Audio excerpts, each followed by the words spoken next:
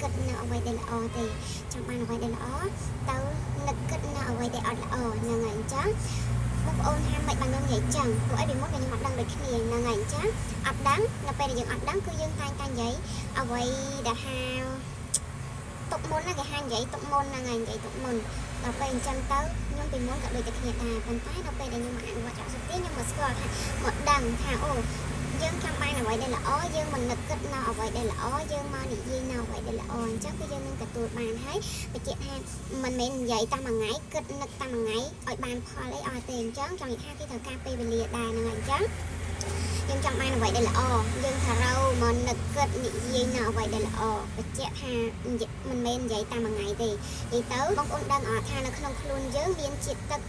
មានទឹកដល់ទៅ 70% ហ្នឹងហើយនៅក្នុងខ្លួនយើងអញ្ចឹងហើយបានថាយើងប្រូក្រាមគឺវាងាយហ្នឹងហើយ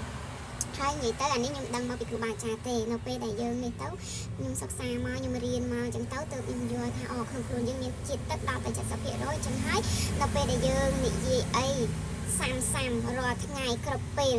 បើកភ្នែកមកនឹកឃើញបើកភ្នែកមកនឹកឃើញអញ្ចឹងគឺយើងនឹងស្រូបទាញនៅអ្វីដែល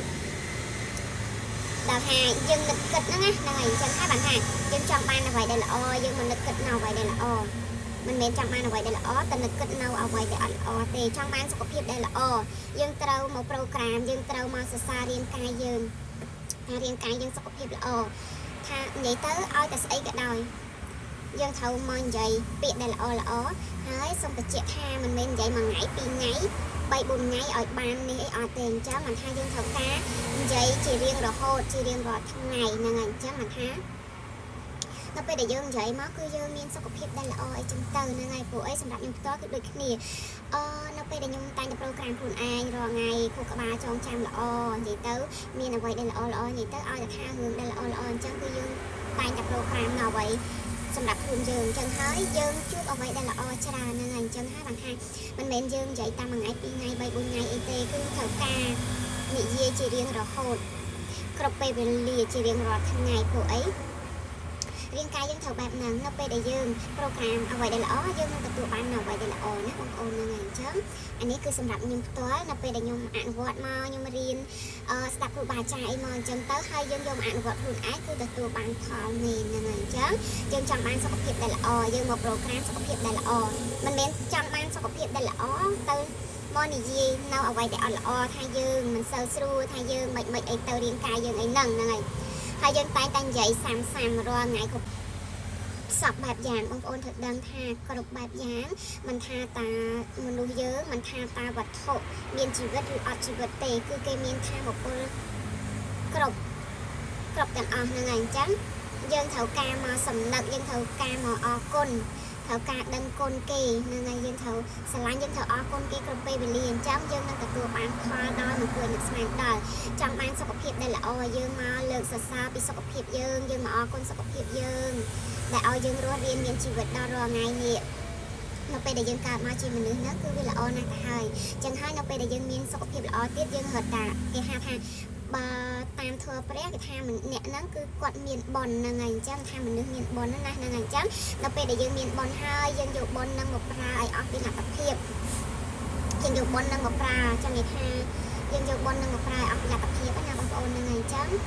គឺខ្ញុំអត់មានអីច្រើនទេមានតែប៉ុណ្្នឹងដែរនិយាយទៅតេតងណាអីគេសុខភាពយើងនឹងឯងចង់បានអ្វីដែលល្អយើងមកប្រូក្រាមនៅអ្វីដែលល្អអញ្ចឹងយើងនឹងទទួលបាននៅអ្វីដែលល្អសុខភាពដែលល្អហ្នឹងហើយបញ្ជាក់ថាមិនមែននិយាយមួយថ្ងៃបានផល2ថ្ងៃអីទេអញ្ចឹងគឺត្រូវការយើងប្រូក្រាមជារៀងរហូតរាល់ថ្ងៃគ្រប់ពេលវេលាសូម្បីតែខ្ញុំខ្លួនឯងក៏ខ្ញុំត្រូវតែប្រូក្រាមខ្លួនឯងដែរហ្នឹងហើយយើងប្រូក្រាមខ្លួនឯងគ្រប់ពេលវេលាហ្នឹងហើយអញ្ចឹងចង់បានអ្វីដែលល្អចង់បានការលក់ដាច់យើងត្រូវនិយាយថាលក់ដាច់ទោះតែក្នុងពេលវេលាណាក៏ដោយគឺ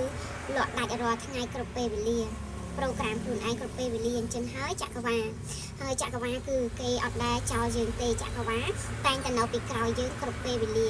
ហើយយើងត្រូវតែសំណឹកដឹងបុណ្យគុណអរគុណចក្រវាឡគ្រប់ពេលវេលាហើយមួយទៀតចង់និយាយថា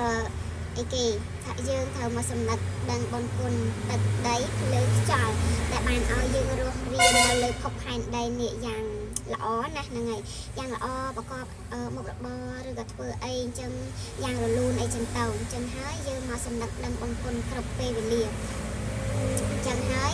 គឺអានេះគឺសម្រាប់ខ្ញុំធ្វើបែបនឹងរាល់ថ្ងៃគ្រប់ពេលវេលាគ្រាន់តែបើកភ្នែកពុកមកគឺចាប់ផ្ដើមមានអារម្មណ៍ល្អហ្នឹងហើយអញ្ចឹងហើយបើថាពេលព្រឹកឡើងគឺអារម្មណ៍ល្អជារឿងដែលសំខាន់មែនទែនហ្នឹងហើយពេលព្រឹកឡើងយើងចង់បានអ្វីដែលល្អយើងត្រូវមកប្រូក្រាមគឺពិសេសតែម្ដងណាបងប្អូនហ្នឹងហើយចង់និយាយថាមួយទៀតគឺ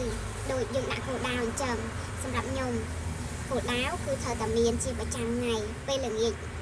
និយាយទៅធ្វើការមួយថ្ងៃពេញហើយដល់ពេលល្ងាចអញ្ចឹងគឺខ្ញុំចាប់ផ្ដើមមកដាក់គោលដៅរបស់ខ្ញុំពីការលក់ប្រចាំថ្ងៃហ្នឹងហើយអញ្ចឹងដល់ពេលដែលយើងដាក់ហើយគឺយើងបិទសភៅទៅយើងទៅសមាធិទៅសូត្រធម៌សូត្រអីចឹងទៅហើយដល់ពេលជាប្រចាំថ្ងៃពេលថ្ងៃអីអញ្ចឹងទៅក៏យើងនឹកនាយើងមโนយើងអីចឹងណាហ្នឹងហើយអញ្ចឹងចង់និយាយថាបងប្អូនបើយើងអត់ធ្វើអានេះសម្រាប់អ្នកអនុវត្តបាក់សូទាញបើយើងអត់មโนអត់អីទេគឺស្មានថាថ្ងៃហ្នឹងគឺយើងអត់បានទទួលអីទេអញ្ចឹងហើយបានថាត្រូវតែមានគោលដៅត្រូវតែមโนត្រូវតែសូត្រធម៌ត្រូវតែសមាធិត្រូវតែរាំអ្នកដែលអត់ចេះរាំអាចធ្វើអ្វីក៏ដោយដើម្បីឲ្យរាងកាយយើងបានបញ្ចេញយើងមកធ្វើឲ្យរបៀបថាធូរហ្មងក្នុងខ្លួនយើងអញ្ចឹងអវិជ្ជមានអត់ហ៊ានមកតោងយើងយូរទេបើថាមកអញ្ចឹងក៏មកតែមកផ្លេតជួនកាលឲ្យចង់និយាយថាយើងនៅពេលដែលយើងលោតយើងរាំទៅគឺវាមានអារម្មណ៍ថាធូរហ្មងព្រោះអីសម្រាប់ខ្ញុំផ្ទាល់ហ្នឹងហើយនៅពេលដែលយើងលោតយើងអីអញ្ចឹងគឺមានអារម្មណ៍ថាលក់ដាច់លុយចូលហ្នឹងហើយអញ្ចឹងហើយសម្រាប់បងប្អូនអាចយកអនុវត្តបានអនុវត្តហើយបងប្អូននឹងទទួលបានផលចង់និយាយថាផលតាមមកមុខរបររបស់ខ្លួនយើងបងប្អូនហ្នឹងហើយមុខរបរយើងមិនគឺយើងនឹងទទួលបានបែបហ្នឹងចឹងហ្នឹងហើយអញ្ចឹងខ្ញុំមានតែប៉ុណ្្នឹងដែរចែករំលែកដល់ពុកម៉ែបងប្អូននេះទៅគឺមានអីទេ